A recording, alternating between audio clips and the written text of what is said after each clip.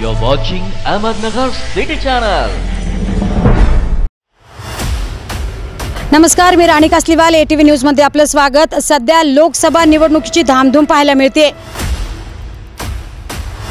नगर दक्षिण लोकसभा मतदारसंघात खासदार डॉक्टर सुजय विखे पाटील यांचे हात बळकट करण्यासाठी 7 मे रोजी दुपारी 4 वाजता निरंकारी भवन मैदानाच्या जवळ मोठी नरेंद्र मोदी यांची सभा आयोजित करण्यात आलेली आहे आणि या सभेकडे नगर दक्षिण लोकसभा मतदारसंघासह संपूर्ण राज्याचे लक्ष लागले।